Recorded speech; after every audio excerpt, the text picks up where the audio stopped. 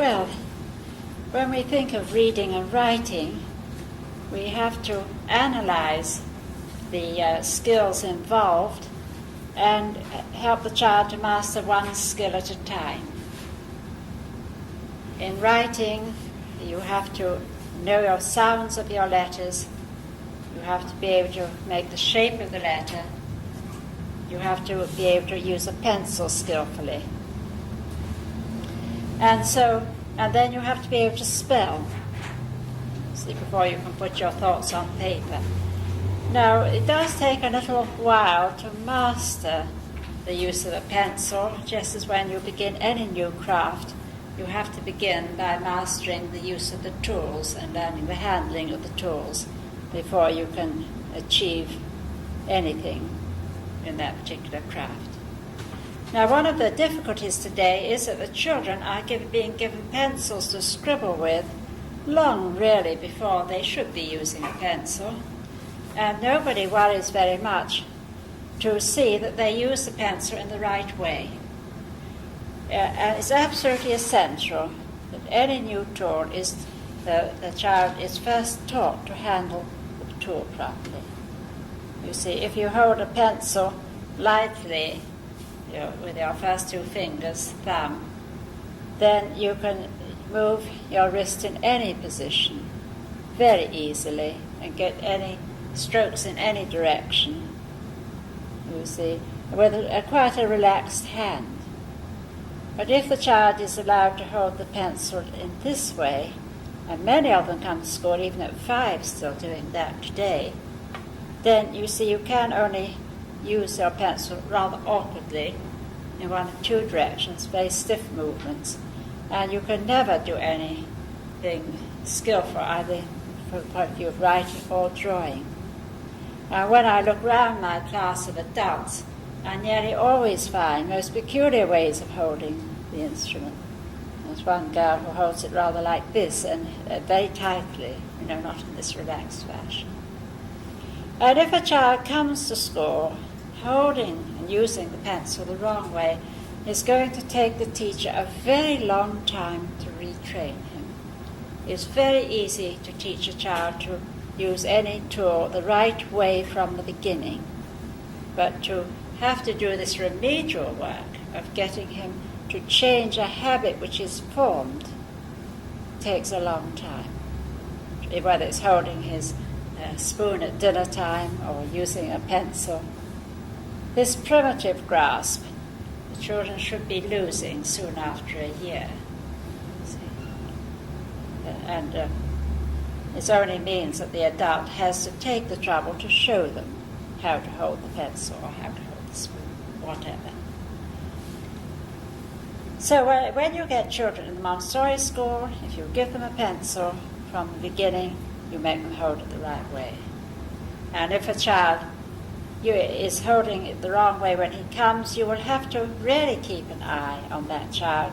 And every time he uses a pencil, you will have to go down several times and change the position for him, because he reverts. Once he forgets, he reverts to his old habit.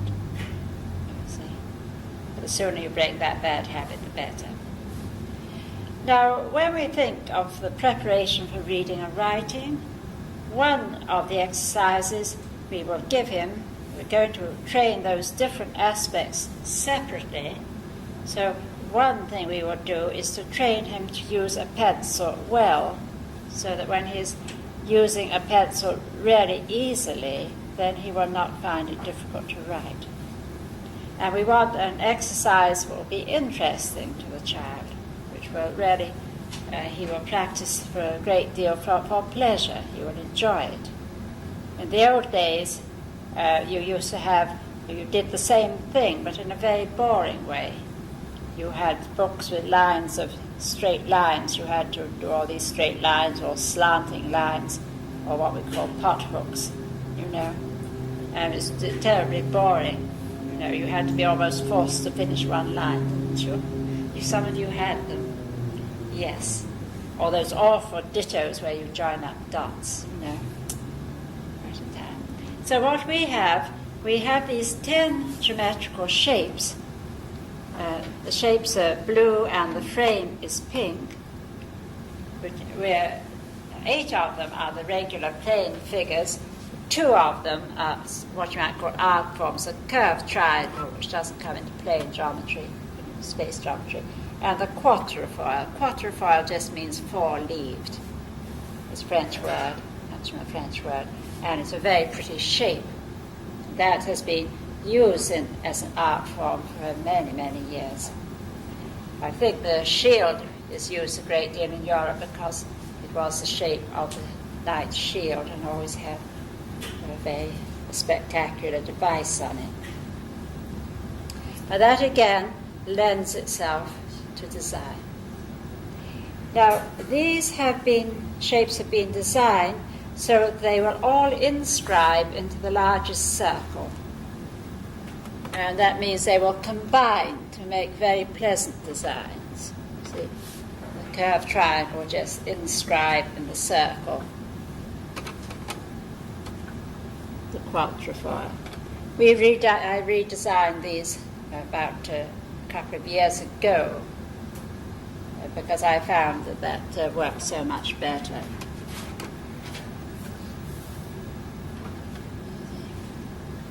Now that means they all bear a relationship to each other. The only one that does not is the parallelogram, which if I made it to fit the circle would really be too small to inscribe in the circle. They used to be made of metal, and if you go to some Montessori schools, you see they still are made of metal. But I think where applicable, some of the newer materials should be used. Plastic didn't exist in Montessori's day, you see, when she first made these. But I think they are really nicer in plastic than in metal. If the child drops one, it doesn't chip. If you drop a triangle and it's in metal, you can't bend the corners, the angles. I think these will last better, and they're not so heavy, nor easy to use. I'm very, very pleased with them. They're kept on 2 sloping frames, so they're easy for the child to help himself to the one he likes. He can look at them and choose, and they're very easily kept in the classroom. With these, we have colored paper cut to the exact size of the frame. So that is important.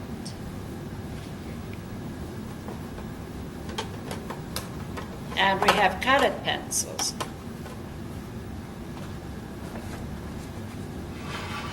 So here's one box full. Now, if you are going to give the children anything, you must always give them the best that is on the market. With the little children, if you give them what is really beautiful, they appreciate it and take great care of it. And also, although the main purpose here is to learn to use a pencil in an interesting fashion, as with many of the exercises we do, there is also a secondary purpose. And here, as I go along, you will see that this also leads to an understanding of art.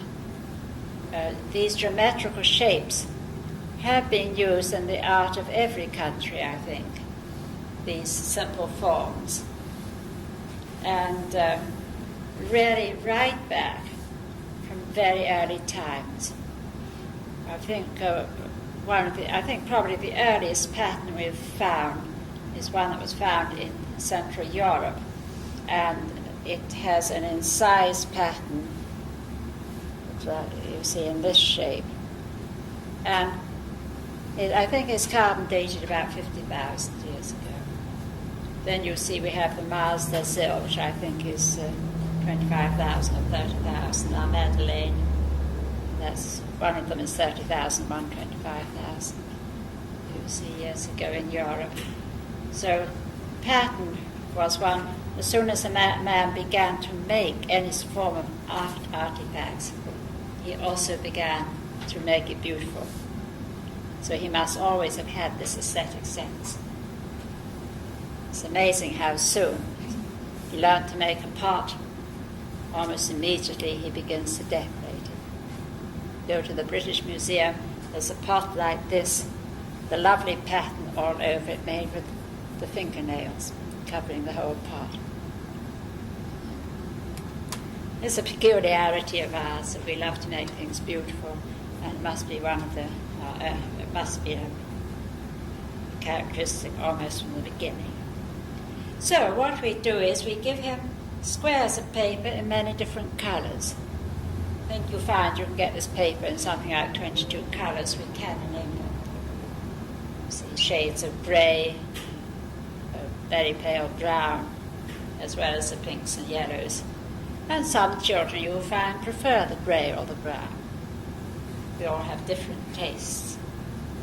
And then we can get them a very beautiful box of colours. See? There's one a box like this that's made in England, which is very good. The box I have here comes from Switzerland.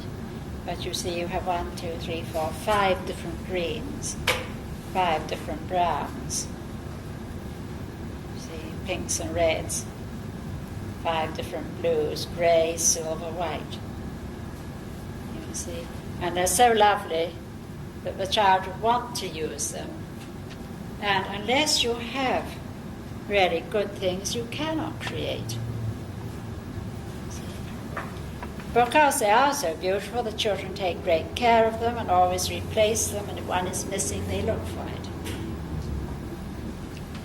The first time I got a box like this for my classroom, the school didn't want me to have it because of the cost, and so I said to them, just give me the amount of money you always spend on crayons for my class.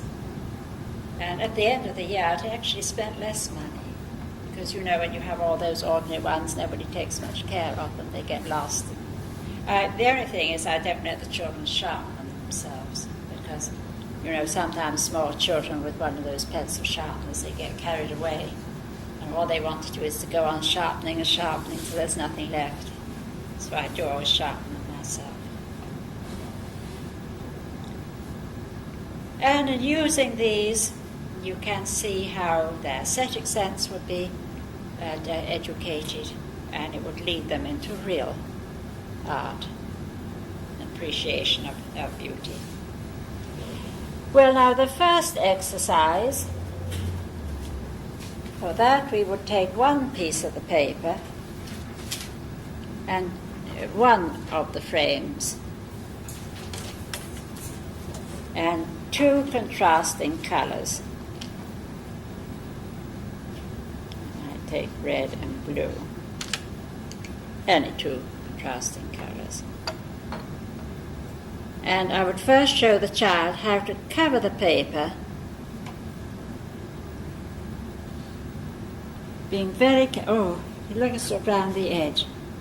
Oh, you can see a little paper there. Let's cover it up. Oh yes, do you see there's a little paper showing here? Let's move the frame. No, can't see any paper there. Look this side. Is there any paper? No. And what about the top? No. We can't help seeing the tiny bit at each corner because the corners here around it. It's a manufacturing problem. So when you have exactly covered the paper, then your shape will be centrally placed on the paper. It's not so important here, but it will be later on. Then you take one colour and you draw around the shape. And then, of course, you have that shape transferred to the paper. You take your second pencil and you show the child to fill this in with nice straight lines going exactly from one side to the other. You lift your pencil each time, you see. Do these nice straight lines, so close together that you don't see any paper in between, going exactly from one side to the next. You fill in a small corner. Now, would you like to do that? You see? And you stay with him a minute. If he starts scribbling, you stop him, because just by scribbling you don't gain any skill. But by doing these very careful straight lines, you become really able to control your pencil. And very soon your pencil will do anything you want it to. Your hand will be under the control of the will. Okay? So forget about art for the moment. Just think that this is to gain skill. Now, children will vary a little bit, you see, and they may do their lines in different directions. Some will do them straight across, and they will each do them at a slightly different slant. That doesn't matter. You mustn't interfere there. And children are inclined to hold their paper at slightly different slants, just as all of you, when you're writing, hold your block at a different slant.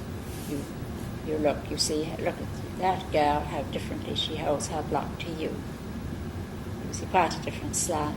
And it's because we have two eyes, and one is the dominant eye, and it depends on our own eyes as to the slant that suits our eyes. So unless the child is doing something very peculiar, like doing something like this, you leave him alone to decide on the slant that suits him and the direction in which he does his lines. The only thing is, you do show him to just do one stroke at a time. They are also a little bit inclined to get rather curved lines. Don't worry too much, you know. They're really trying very hard. Now, once the child knows how to do it, probably he is not very skillful. Sometimes they do these nice big lines that go right outside the paper. See, another child may do little lines that just fill the middle. Or they may do lines that are too far apart. You see? So from time to time, you can, before he starts, you don't interrupt him when he's concentrating, you could go down to his table and show him how to improve. You're always ready to give them ideas. See?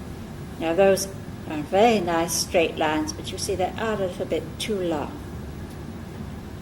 Could you start at one side and go right across and stop as soon as you touch the other side? You see? Start here, go straight across, stop. Yeah, you show me. See? Or if he's doing short ones, you have to say the opposite. If he's doing them too far apart, could we get those lines so close together that we can't see any paper in between? So that you help him to improve with your suggestions and demonstrations. So as I say, you don't stop him when he's concentrating. It's better to begin with a lesson before he starts.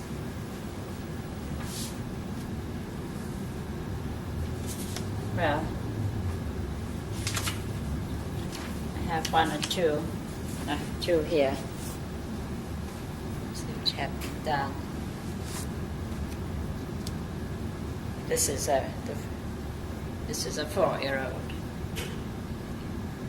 Those two are my adult students, but that one is a 4-year-old child. You see, very nice straight lines for the most part, and then he's gone in a different direction there. Well, they will do a great many of these. It's something that appeals to most children. You see, and you can just see this improvement coming. Those are very nice straight lines, very close together.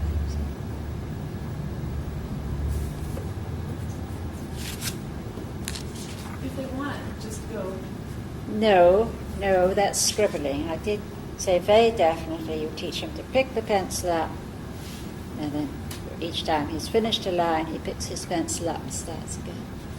The pastel paper is helpful so that the design shows up more clearly. Mm-hmm. The pastel, lighter colored papers are better than the strong colors. I think so, yes. I think they need to be pastel. Very hard to show up. In fact, they love the pale grey.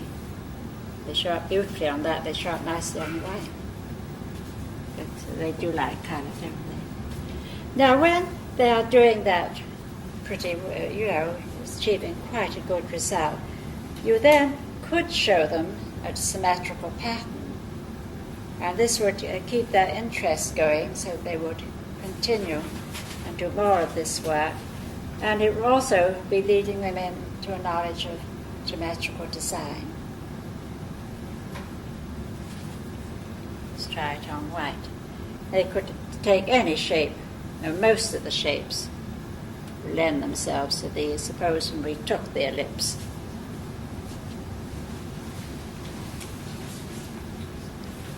And you would demonstrate to the child how to cover his paper, which he knows how to do.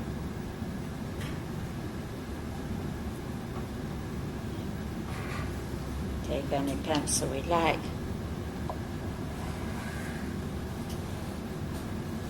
Draw the shape.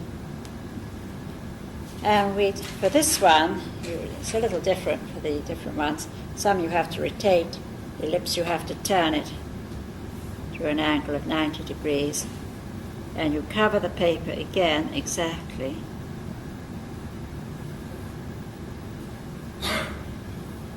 Draw your shape again with the same color.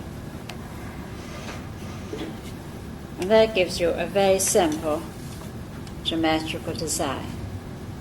See, you can't explain symmetry to small children, but this does enable them to get a symmetrical pattern. Now they can color this in different ways. They could do each of those shapes in one color and the center shape in a second. They could do the opposite pieces the same, or they could do all 5 pieces in different colors. So immediately you get quite a variety of possibilities. And here are some. See? There you see the opposite arms, green or yellow. And here, just 2 colors. And there's that is the pentagon. That's the quatrefoil. And that's one of the small children.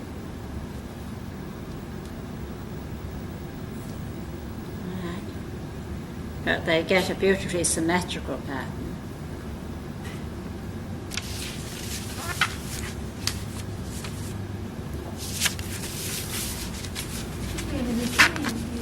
When you're showing them, you would just give them 2 colors of pencil.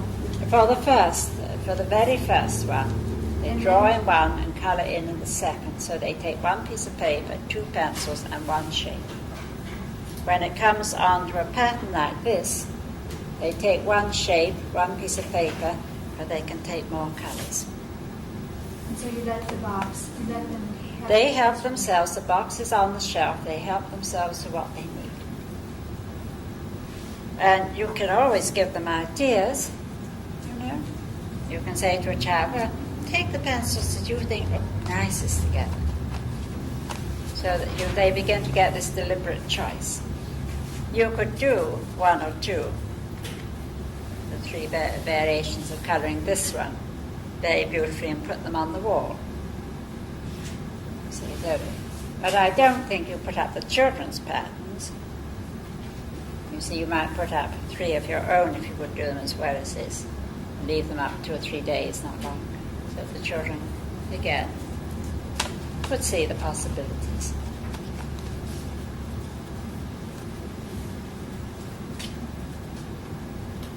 Why wouldn't you put up the children's patterns? Well, that will take us a long time to discuss. So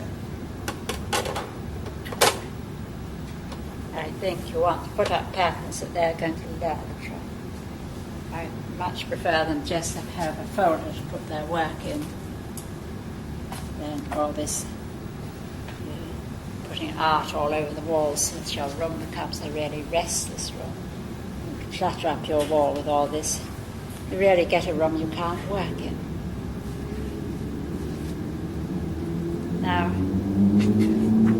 the children could start this work, you see, around 4 years of age. And there's one more pattern you might show them by 5 years of age. And again is to, you take both the pink shape and the solid that fits into it. You cover the paper. For this again we need 2 colors.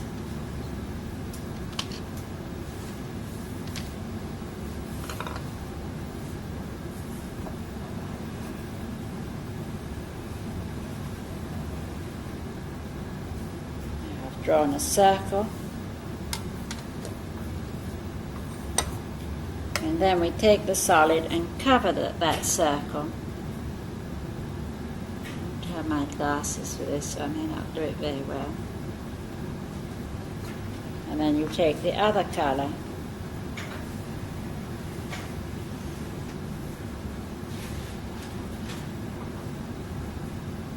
draw around the solid.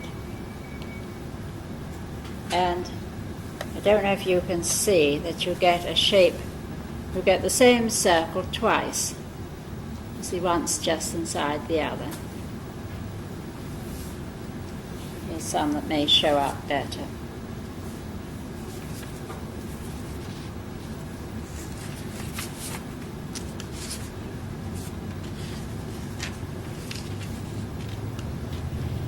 Now, it's, you see, little children are quite fascinated by the fact that this hole, as it were, produces the same shape as this solid. You see, and sometimes they'll do many of these. It seems so obvious to us, but I mean, they haven't gone into these sort of abstract ideas. Now, they can fill it in or not as they like.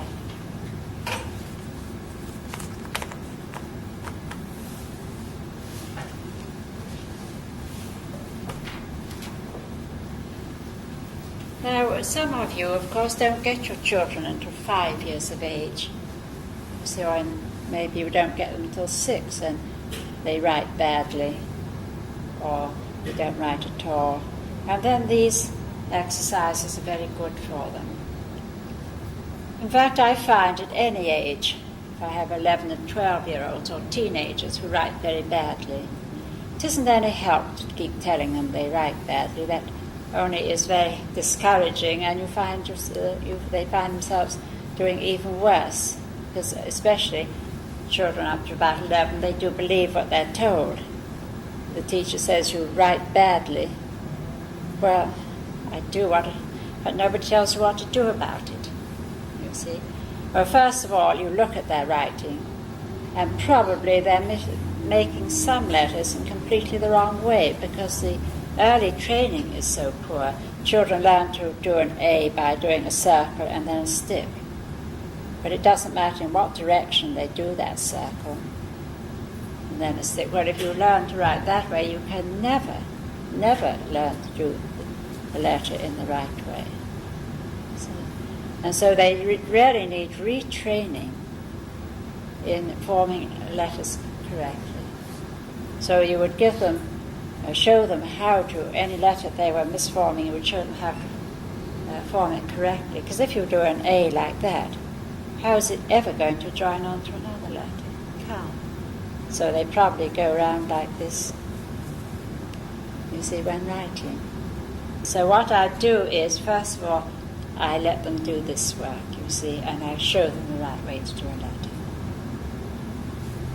And then you do find through this work their skill with a pencil improves and their writing improves.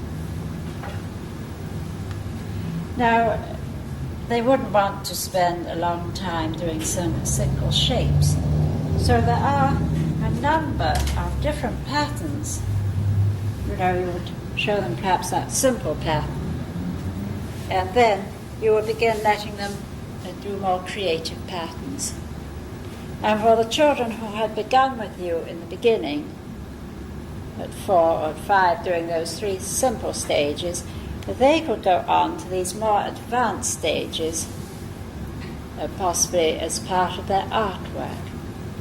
So every now and then you would teach them another, sort of give them another idea in the creation of design. Now the ones I have here have been done by using, probably not this one, most of them have been used by using more than one shape. And you can combine shapes to get an infinite variety of very lovely patterns. What is so exciting is that no two people seem to do just the same pattern. Look at that lovely one. Just as no two countries. You look at the designs in Peru, the designs in India, the designs in Africa and England, they're all completely different, but they're using the same few basic shapes. That's a beautiful one. It becomes quite difficult to see which shapes are being used. That one, obviously, I think the quatrefoil and the parallelogram. Not sure how it's done. See? So the children begin to create most beautiful designs, and your older children would love to. And in doing these, they can, of course, do the straight lines in different directions to get an effect. See, these will work on afterwards. But it's still these straight lines and gaining real skill with the pencil. So from that early beginning, you do lead into a real understanding of geometrical pattern.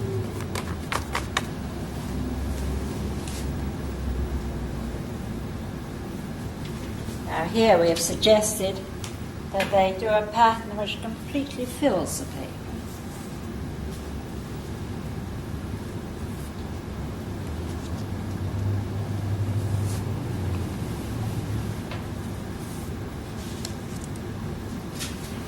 That's very lovely. Obviously that's a parallelogram.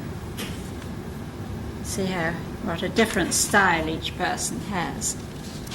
That's a rectangle.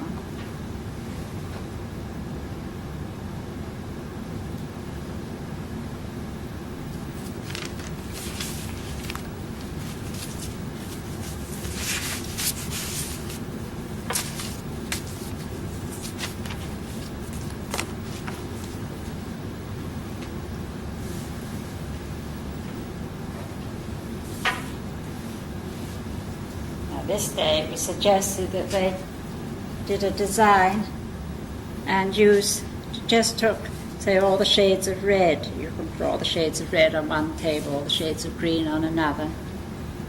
See, and these are patterns done in shades of one colour. I don't know if you can see that. It's moves.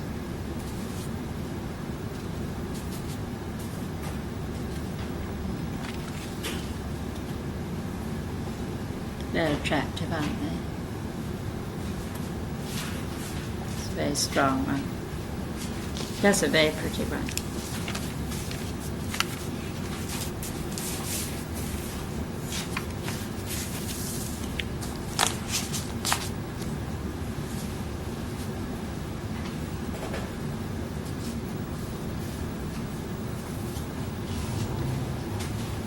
Now here we were giving different aspects of symmetry. You see, if you fold your paper in half, this half repeats that half. You see, that's that line, this side, same as that side. It's like a mirror image. That's a simpler one. This side repeats that side. It's attractive. This one, you see, they have taken symmetry along the diagonal. On this side repeats that side. You could fold your paper like that and those quarters could repeat. But these are all what you call a mirror image. That side repeats that. So you give them, it leads into mathematics too. I mean, it's a mathematical foundation. It's all symmetrical art, you see. And it's very difficult to explain symmetry. But in doing these patterns, they begin to understand it.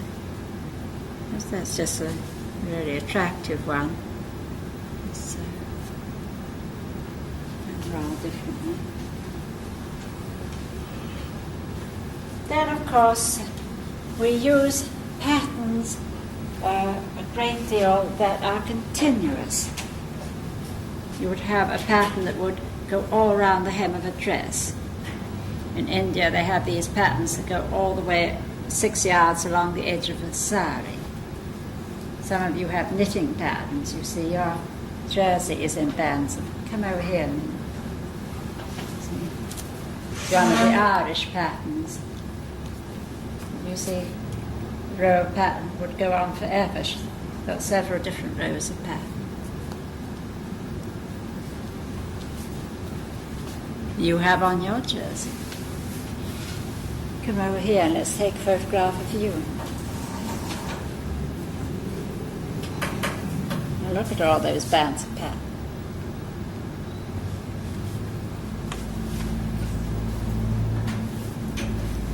So we can give them paper, and you see, by using one shape, you see, and moving it on at regular intervals for as long as you like, you could get one of these continuous patterns. Or when you have a little skill with it, you can use more than one shape. That's a very simple one, you see, done with a quatrefoil. That is a very simple one. It's done with a pentagon. Very, very pleasant, though.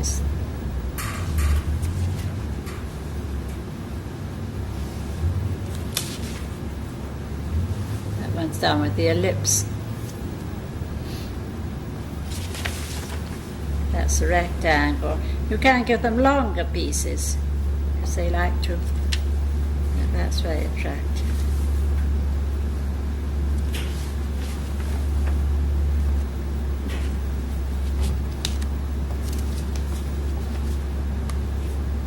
It's nice, isn't it? That's lovely. It's just a circle.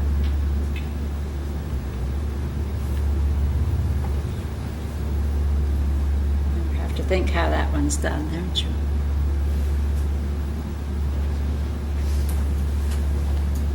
And again, just hundreds of variations, and no two people seem to produce the same thing.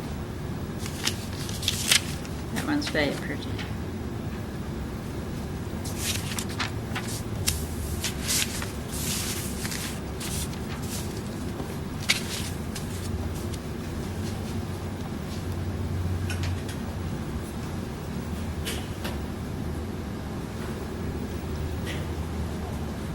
Now,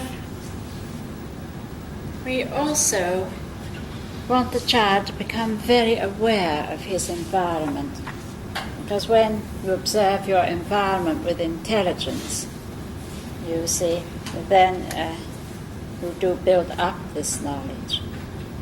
And so very simply at first, for 4 to 5 year olds, you might get them to look at their own clothes. You see, and in most groups you will have pattern used, especially in weaving patterns, you see, because the weave you just can go across and down, and you get many patterns with squares, rectangles. You see, like your coat. That coat there is your coat. It's a pattern involving squares and rectangles. And so you would look at the children's clothes, and we looked at your jersey, we looked at your knitting pattern. And these designs have been used for, I think, just everything that man has created. You come into Europe, you visit our great cathedrals and churches, and you get these carved patterns everywhere.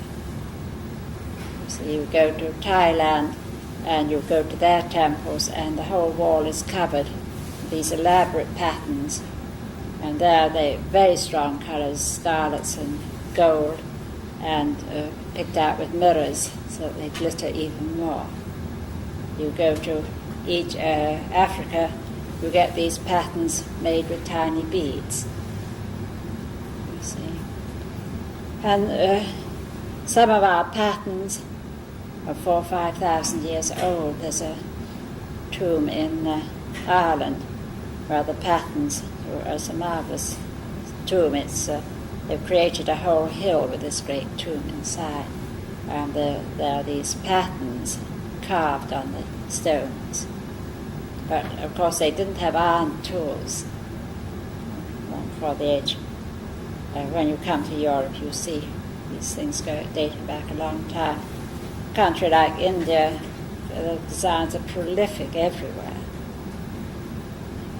We also, you can take them right back to the earliest ones through history. But you can look at a pattern when you've seen a few and you'd say, oh, I'm sure that's an Indian design, or that comes from Thailand, or that's a Japanese one. See? And we think we can really trace the movements of early people by that pattern. You see, the Norwegians knitted these sweaters in very bright colours. You must know them, with geometrical designs all over them. Now they went and inhabited the Shetland Islands off the north of Scotland. But for a very long time that has been the second main, they have two main industries.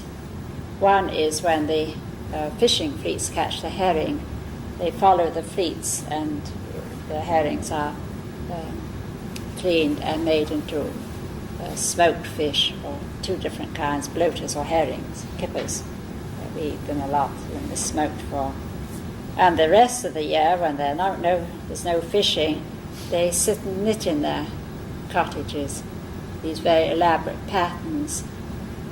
And now they're done by machine, but the really knitted ones are very much nicer. And that is one of their major sources of money. But they were people who were settled from Norway, so the patterns are the same, although they use rather different colouring. Now if you go down to Peru, you find them knitting the same patterns. But there the patterns would be rather different colouring, because they knit with llama wool, and they have different shades of brown and natural. But it is thought that possibly the Norwegians, we know they got over to North America. We think they may have got down to Peru. So, and that tomb I was speaking of in Ireland, we know that was made by people who came from a certain part of the Mediterranean because of the pattern. So it's all very interesting to just do a little of this work with children. So begin to look at the things in the environment, the curtain materials, the patterns on plates, the patterns on their own clothes. Get them to look through magazines, and you will find that the kitchens are tiled with these tiles with definite patterns. And much of the modern jewellery is made with geometrical design and so on. And then bring in the art of different countries. Look at the early Italian masterpieces, and nearly always there's some geometrical design in the carpets or the clothes, or the artifacts. At one time, before they began to do landscape, you would have a figure and the background would be filled in with geometrical pattern. It's a very nice one of the French three kings riding out. The French king was one of them, on horseback with all those trappings, and the whole background is a pattern. See, and then later they began to do landscape instead as a background. So it can lead on to the children looking at art with a more knowledgeable eye. And you must give them these very beautiful books on art. Teach them to use them properly. Never let them have a book unless they're sitting at a table. You teach them to turn the pages properly. And they can look at these, give them these really great masterpieces so that what they look at is worth looking at. You can get them interested in history this way, in art, and you can make them appreciative of other countries, which is very important. You see, by showing them also the art of other countries.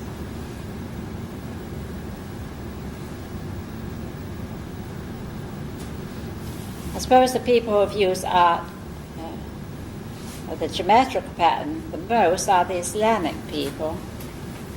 They spread from the Middle East right across. They conquered northern Africa, southern Europe. They got down to northern Rhodesia, northern India. It wasn't a race, it was a creed. They weren't allowed to use a human form, and so they went very much there. Their writing is used as an art form, and they went very much into geometrical pattern, and they have the most wonderful buildings covered with most elaborate designs. Now, there's a very lovely book that's been printed which shows how the geometry behind the patterns.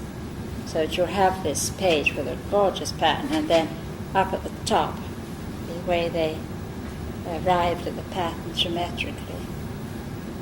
And of course the workmen created those patterns. They only had a ruler and a piece of string.